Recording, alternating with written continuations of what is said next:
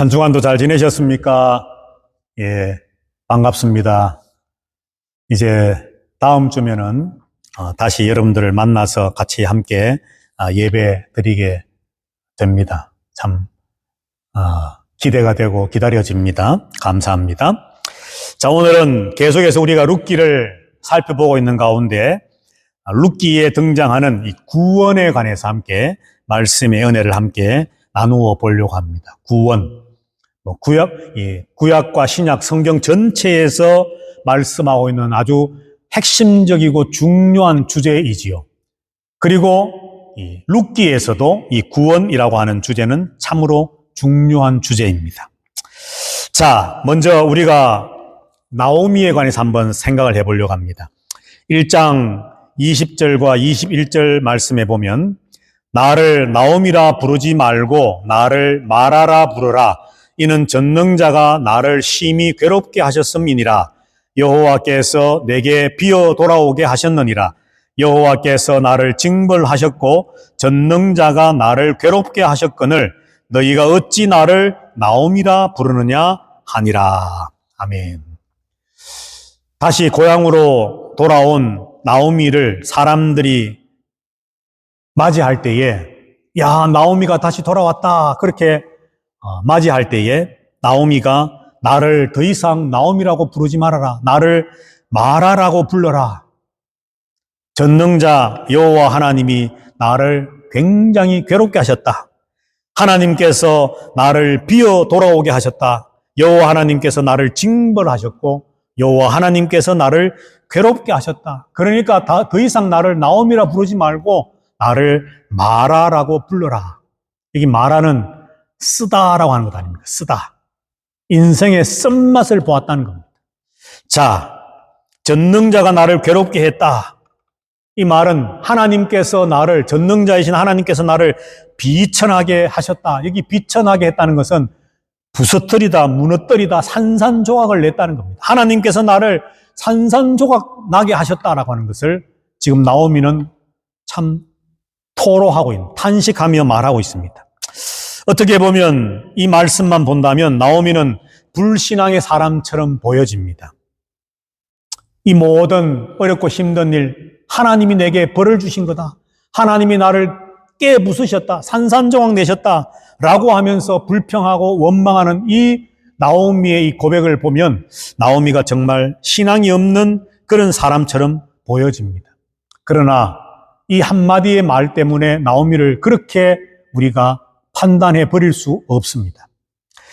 자, 1장 15절과 16절, 17절 말씀에 이런 말씀이 기록되어 있습니다. 우리 한번 다 같이 읽어보겠습니다.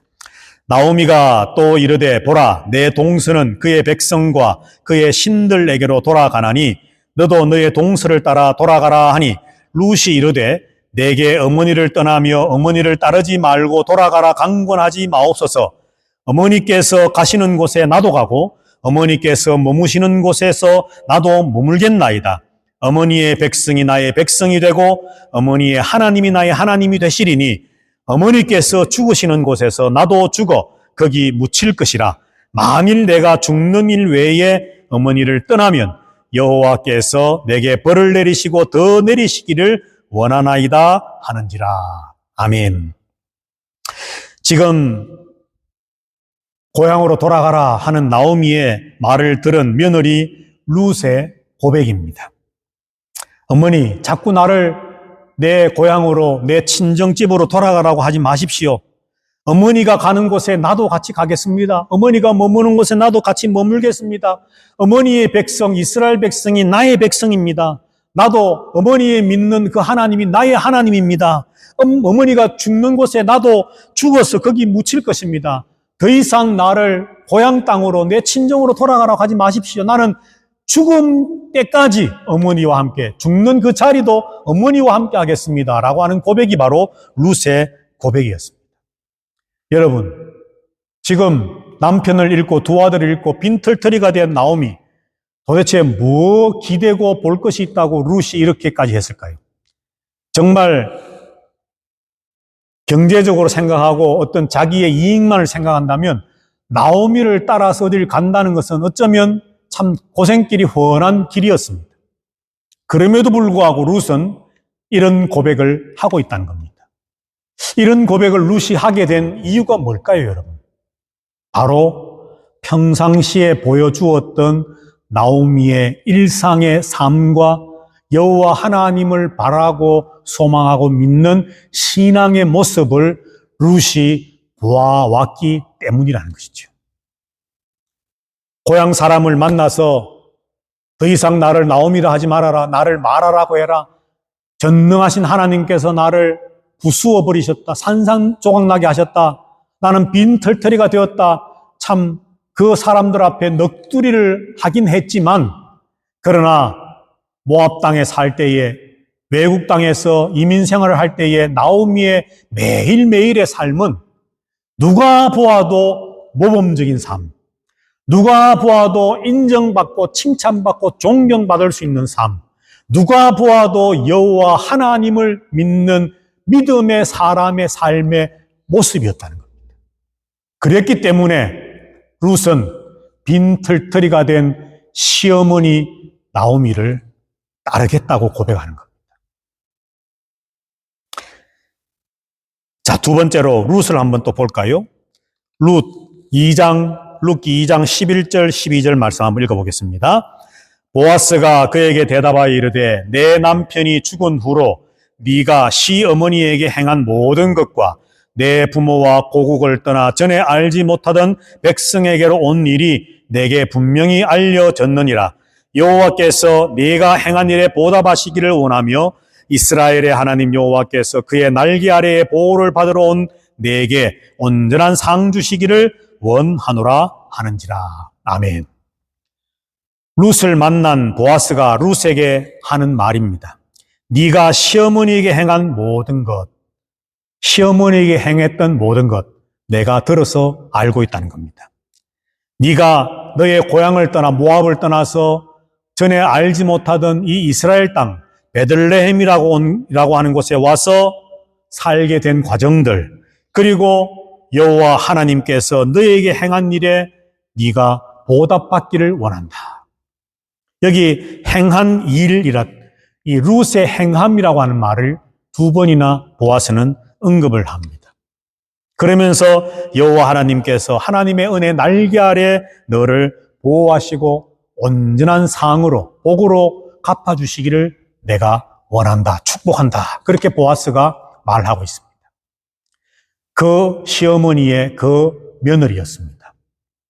룻도 참 궁핍하고 힘들고 어려운 삶이지만 고향을 떠나서 룻의 입장에서는 또 외국 땅 이스라엘에 왔지만, 그러나 그의 모든 일상에서의 삶은 누가 들어도 참 인정해 줄 만한 일이었습니다. 시어머니 나오미에게 행하는 모든 것들이 아름다운 미담이었고 아름다운 일이었고, 정말 성심성의껏 시어머니를 모시고 복양하기 위해서 애쓰는 며느리 룻의 이야기를 그 베들레헴 도시 안에 마을 안에 있는 많은 사람들이 다 들어서 알고 있었다는 거죠. 나오미가 그러했던 것처럼 룻도 그러했습니다. 자, 이제 보아스를 한번 보겠습니다. 2장 20절 말씀입니다. 다 같이 한번 읽어봅니다. 나오미가 자기 며느리에게 이르되 그가 여호와로부터 복받기를 원하노라. 그가 살아있는 자와 죽은 자에게 은혜 베풀기를 그치지 아니하도다. 아멘.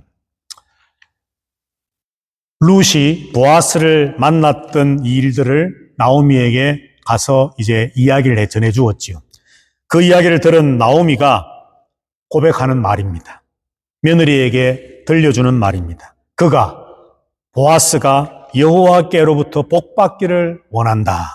왜냐하면 그는 살아있는 자와 죽은 자에게 은혜 베풀기를 그치지 아니하는 사람이다라고 하는 겁니다.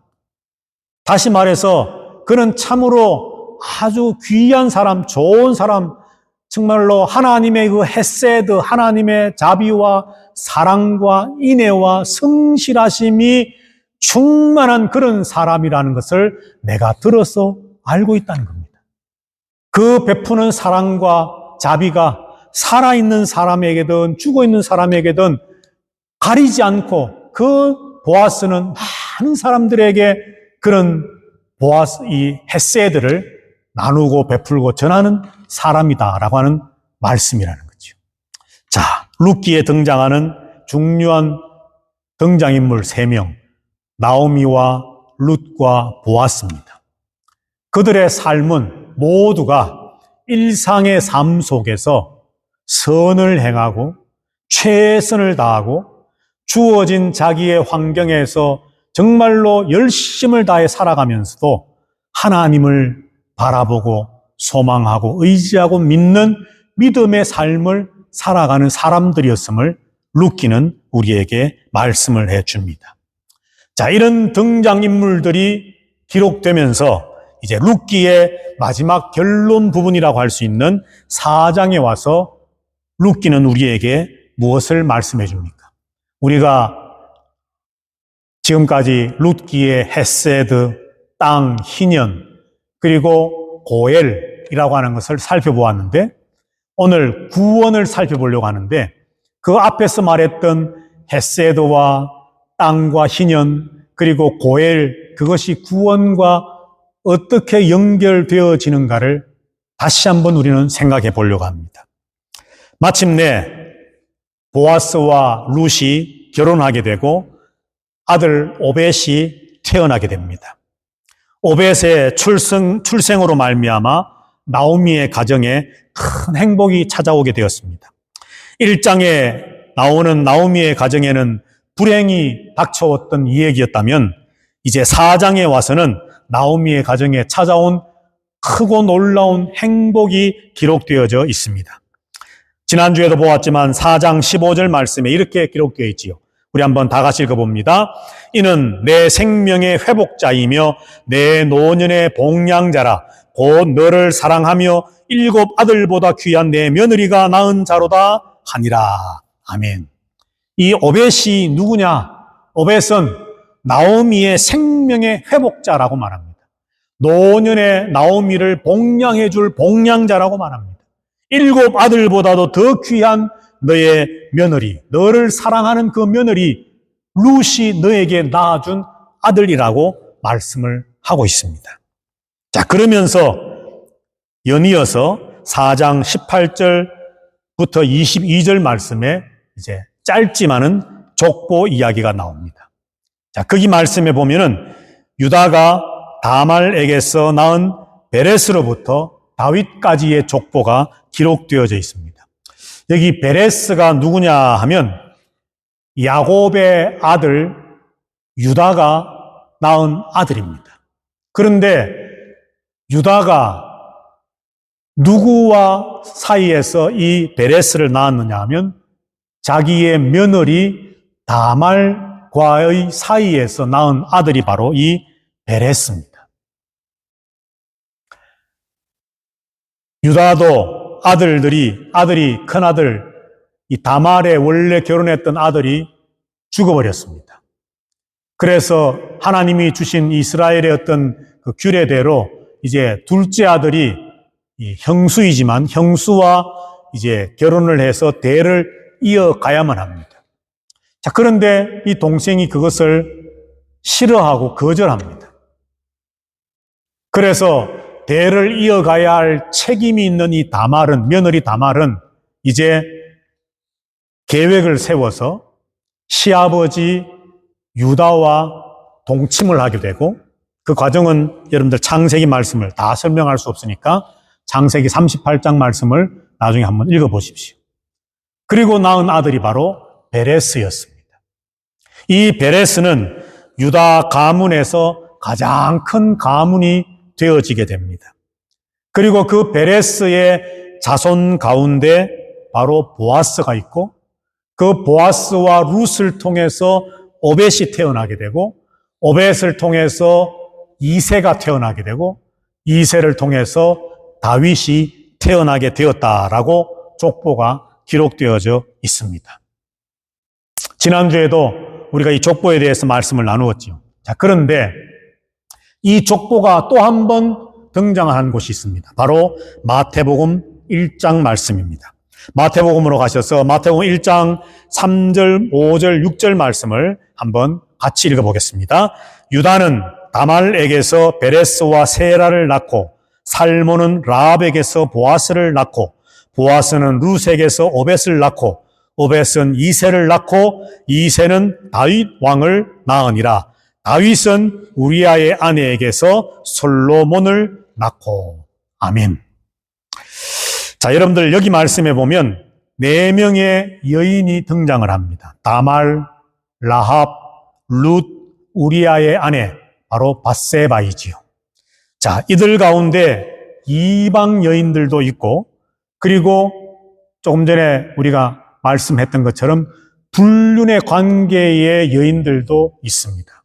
어쨌든 간에 그 결과는 불륜이지요. 자,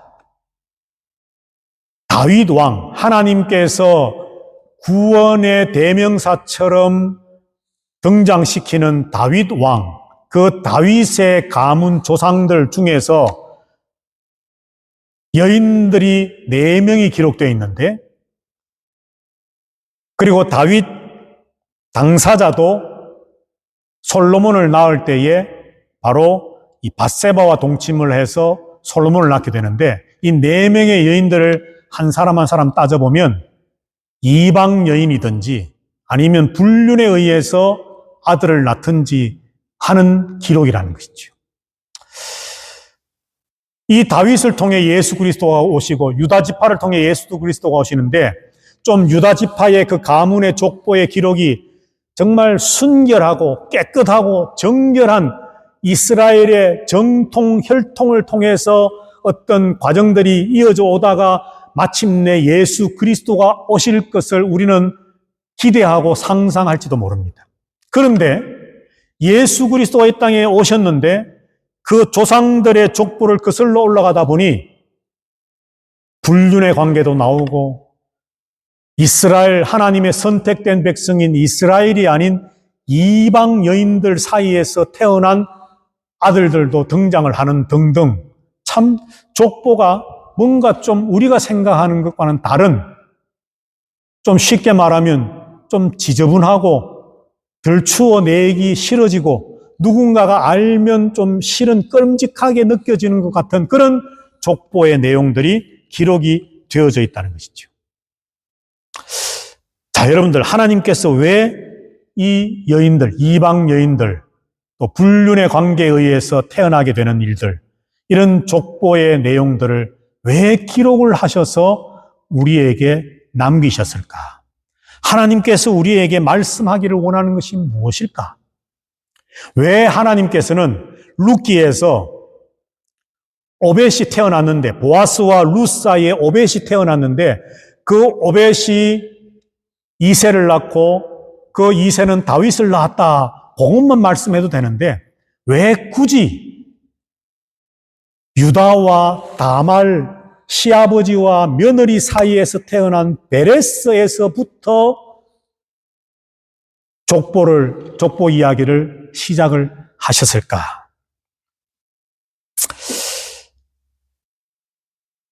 무슨 의미가 여기에 담겨져 있겠습니까? 하나님께서 우리에게 무엇을 말씀하기를 원하시는 것일까요?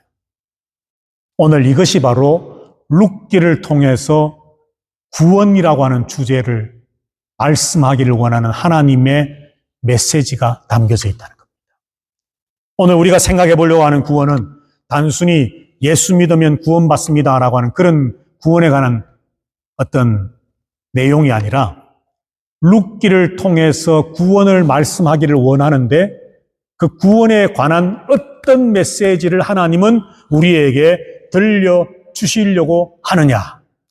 하나님이 계획하시고 의도하신 구원의 메시지가 무엇이냐라고 하는 것입니다. 자, 그것은 바로 참 믿음과 구원이라고 하는 것은 혈통상 이스라엘만의 것이 아님을 하나님은 말씀하기를 원하는 것입니다. 구원은 만인의 것입니다. 구원은 보편적이고 우주성을 가지고 있습니다. 이스라엘 백성, 이스라엘 민족 그들에게만 주어지는 구원이 아니라는 겁니다. 하나님이 꿈꾸시는 구원은, 하나님이 계획하신 구원은 이스라엘로부터 시작되어지지만, 이스라엘이 모델이 되어지고 도구가 되어져서 시작되어졌지만, 하나님이 원하시는 구원은 온 세상 만민을 통해, 만민에게, 온 우주에 미치게 될, 영향력을 끼치게 될 그 구원을 하나님은 말씀하기를 원한다는 것이죠. 그래서 보아스와 이방 여인 룻을 등장시키시고 불륜의 관계도 등장시키시면서 정말 율법적으로는 어쩌면 흠이 있고 잘못이 있고 올바르지 못한 것처럼 보여지는 그런 과정들 속에서도 하나님이 역사하심을 따라서 하나님의 헤세드를 통해, 하나님의 신년의 회복의 정신을, 메시지를 통해 하나님 고엘 되시는 하나님, 기업 물을 자 되시고 우리의 진정한 구원자 되시는 하나님의 역사하심을 통해, 하나님을 통해서 하나님이 주시는 그 구원이 이루어져 가고 있다라고 하는 사실을 우리에게 말씀하기를 원하는 것입니다. 그렇기 때문에 나중에 결론에서 말씀하겠지만 오늘 이 시대에도 이스라엘의 구원과 이스라엘만의 어떤 회복을 주장하는 것은 비성경적입니다. 이스라엘, 지금 실제로 이스라엘 땅, 그들이 복음을 듣고 예수 믿는 사람들이 생겨날 수 있습니다. 그들 가운데도 복음을 듣고 예수를 믿으면 구원받습니다. 그러나 민족적인 이스라엘의 회복이 있어야 예수님의 재림이 있고 구원의 완성이 있다라고 말하는 것은 비성경적이고 그것은 믿음이 아니고 신앙이 아니고 성경이 아닙니다. 민족적 이스라엘, 혈통적 이스라엘의 회복과 구원이 완성되어지는 날 구원의 완성이다라고 하는 것은 지극히 성경을 모르는 자들의 이야기입니다. 하나님의 구원은 그렇지 않습니다. 오늘 하나님께서는 이방 여인 룻을 통해서 보아스와 함께 보아스와 룻을 통해서 오벳이 태어나고 그 이전에 베레스가 있었고 그리고 다윗이 태어나고 마침내 예수 그리스도가 태어나심으로 하나님의 구원이 완성되어져 가고 있음을 우리에게 말씀하기 위해서 이 사사시대에, 왕이 없던 시대에 각자 자기의 소견대로 자기 멋대로 살아가던 그 시대적인 배경 속에 룻기라고 하는 말씀을 통해 나오미의 한 가정에 일어나는 일들을 통해서 하나님이 이렇게 역사하고 계신다, 구원을 이루어가고 계신다는 것을 우리에게 말씀해 주고 있다는 것입니다. 자, 구원의 보편성과 우주성, 이처럼 룻기는 여호와의 헤세드를 우리에게 말씀합니다. 일상생활 속에서 헤세드를 실천하는 나오미와 룻과 보아스가 등장을 했지만 진짜 주인공은 바로 여호와 하나님입니다. 그렇기 때문에 조금 전에 우리가 말씀 나누었던 것처럼 보아스의 일상의 삶이 산자든지 죽은 자에게든지 참 헤세드를 실천하는 사람이다. 룻은 시어머니에게 행한 선한 일들, 그런 모든 일들이 한결같아서 모든 이스라엘 백성들이 다 들어서 알고 있다. 나오미도 평상시 일상의 삶이 늘 선하고 정직하고 하나님을 믿는 믿음의 삶이었기 때문에 며느리 룻에게 선한 영향력을 끼쳐서 룻이 나오미를 따라갔다. 이렇게 등장인물들이 헤세드의 삶을 살고 있는 것을 룻기가 우리에게 보여주고 말씀하고 있지만, 그러나 룻기의 진짜 메시지는 나오미도 룻도 보아스도 아닌 헤세드의 주인공은 하나님이심을 우리에게 보여준다는 거죠. 그리고 그 하나님의 헤세드가, 헤세드이신 하나님께서 이 구원을 이스라엘이라고 하는 지역 안에, 이스라엘이라고 하는 민족 안에서만 이루시는 것으로 그치는 것이 아니라 이스라엘을 넘어 보편적으로, 전 우주적으로 온 인류에게, 만민에게 구원을 주시기 위한 계획을 가지고 계시고 실천해 나가고 계심을 말씀하고 있다는 것이죠. 이것을 신약에 와서 이렇게 말씀을 합니다. 사도행전 10장 34절 5절인데 다 같이 한번 읽어보겠습니다. 베드로가 입을 열어 말하되 내가 참으로 하나님은 사람의 외모를 보지 아니하시고 각 나라 중 하나님을 경외하며 의를 행하는 사람은 다 받으시는 줄 깨달았도다. 아멘. 베드로의 말입니다. 내가 참으로 하나님은 사람을 외모로 보지 아니하신다. 너가 뭐 이스라엘 사람이냐 아니냐 뭐 이런 등등의 어떤 외형적인 어떤 조건을 하나님 보시지 않는다는 겁니다. 각 나라 중에 이 땅에 수많은 나라들이 있지만 그 나라들 중에서 누가 구원을 받느냐? 이스라엘만 받는다가 아닙니다. 이스라엘이 어떻게 된다가 아닙니다. 각 나라 중에서 하나님을 경외하고 의를 행하는 사람, 헤세드의 삶이 있는 사람, 하나님을 믿는 믿음의 사람, 그 모든 사람들, 그 출신이 누구든지, 그 나라가 어떤 나라이든지, 그가 속한 나라와 민족이 어떤 것이든지 간에 상관없이 누구든지 하나님을 경외하고 의를 행하는 헤세드의 삶이 있으면 하나님이 다 구원하신다 말합니다. 사도행전 2장 21절에는 또 한번 이렇게 말씀을 합니다. 다 같이 읽어봅니다. 누구든지 주의 이름을 부르는 자는 구원을 받으리라. 할렐루야. 아멘. 누구든지 이스라엘만 아닙니다. 민족적, 혈통적 이스라엘만 아닙니다. 이스라엘 땅에 거하는 자 아닙니다. 누구든지 그가 이스라엘 사람이든 다른 나라 사람이든 그가 어떤 사람이든 어떤 시대에 사는 사람이든 누구든지를 막론하고 예수 그리스도 그의 이름을 부르는 자, 그 이름을 믿는 자 구원을 받을 것이니라. 아멘. 하나님의 구원은 보편적입니다. 하나님의 구원은 우주성을 가지고 있습니다. 하나님의 구원은 만인에게 미치고 주어지는 구원이라는 것입니다. 이것을 말씀하기 위한 메시지의 책이 바로 룻기의 책입니다. 그것을 꼭 집어서 말씀해 주는 내용이 룻기 4장 마지막에 나오는 족보 이야기를 통해서 하나님은 우리에게 말씀을 해주고 있습니다. 룻기를 읽다 보면 룻이 모압 여자다, 이방 여자다라고 하는 것이 여러 번 기록되어져 있습니다. 계속해서 룻을 그냥 룻이라고 말하지 않고 모압 여인 룻, 이방 여인이라고 강조하면서 룻을 설명하고 있다는 겁니다. 왜 그렇게 하겠습니까? 왜 이방 여자라고 모압 여자라고 그렇게 룻이라고 하는 이름 앞에 수식어를 붙여서 계속해서 룻을 이야기하고 있을까요?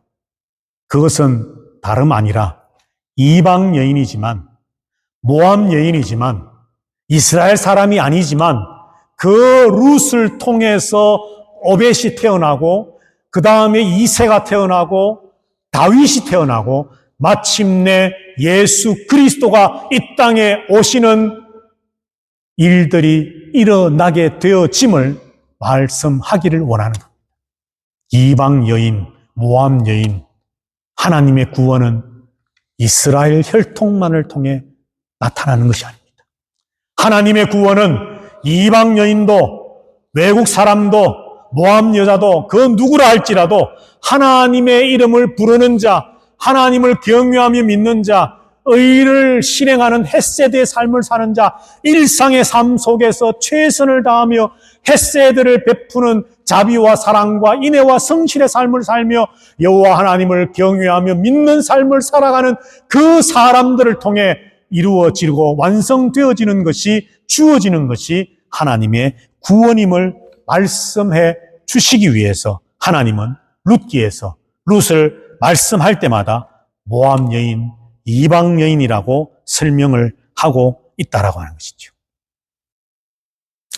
룻기의 가장 큰 메시지, 바로 헤세드였습니다. 땅 희년에 관한 것이었습니다. 그리고 고엘, 기업 물을 자, 구원자, 속량자, 구속자였습니다. 그리고 마지막으로 하나님의 구원입니다.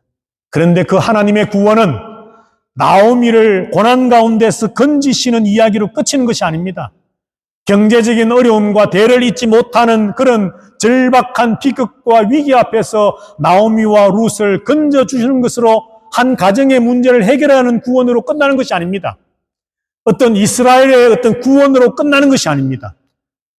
이방 여인, 모압 여인 룻을 통해서, 룻기라고 하는 책의 제목과 같이 룻을 통해서 하나님은 하나님의 꿈꾸시고 하나님이 계획하시고 하나님이 바라시는 하나님의 구원은 나오미 가정에 국한되어지고 제한되어지는 것이 아니라 이스라엘의 범위 안에만 한정되어지는 것으로 끝나는 것이 아니라 하나님이 지으신 이 온 피조 세계, 온 우주에 하나님의 구원이 이루어지고 성취되고 완성되어질 것을 바라보시면서 하나님은 룻기를 통해 그리고 마지막에 기록되어 있는 족보의 내용을 통해 이 메시지를 우리에게 주시기를 원하고 있는 겁니다.